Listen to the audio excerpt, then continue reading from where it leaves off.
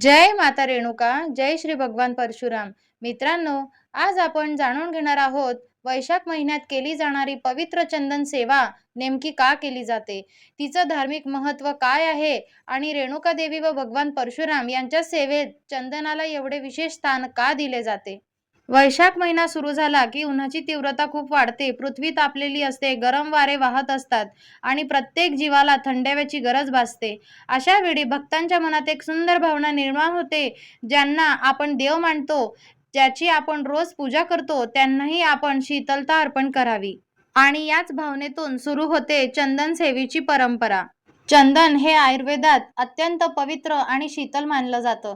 त्याचा सुगंध मन शांत करतो, वातावरण प्रसन्न करतो आणि भक्तिभाव अधिक वाढवतो. म्हणून वैशाख महिन्यात देवाच्या मूर्त्यांना चंदनाचा लेप लावला जातो.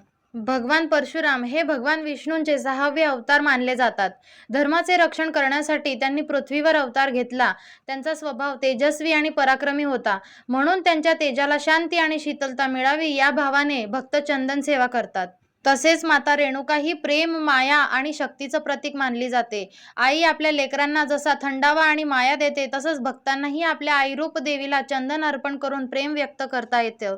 पूर्वीच्या काळी लोक रोज चंदन उगाळून स्वतः भक्त त्यांच्या हाताने देवांना अर्पण करायचे. त्या चंदनाचा सुगंध संपूर्ण मंदिरात दरवळायचा आणि वातावरण भक्तिमय व्हायचं.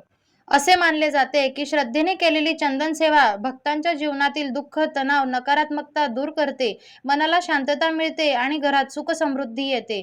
काही ठिकाणी तर चंदन सेवा करताना भजन, कीर्तन आणि नामस्मरणही केले जाते. त्यामुळे ती सेवा केवळ पूजा राहत नाही, तर एक भक्तिमय उत्सव बनतो. वैशाख महिन्यातील ही सेवा आपल्याला एक सुंदर संदेश देते. देवाला फक्त मोठे नैवेद्य आणि दागिने नको असतात, तर भक्तांच्या मनातील प्रेम आणि समर्पण महत्त्वाचं असतं. म्हणूनच अनेक भक्त उन्हाळ्यात रेणुका देवी आणि भगवान परशुराम यांच्या चरणी चंदन सेवा अर्पण करतात आणि आशीर्वाद प्राप्त करत असतात. तर मित्रांनो, तुम्हाला जर ही माहिती आवडली असेल तर नक्की व्हिडिओला लाईक करा, कमेंट्स करा आणि असेच नवनवीन व्हिडिओ पाहण्यासाठी माझ्या चॅनलला सबस्क्राईब करा. तोपर्यंत जय रेणुका माता, जय परशुराम बाबा.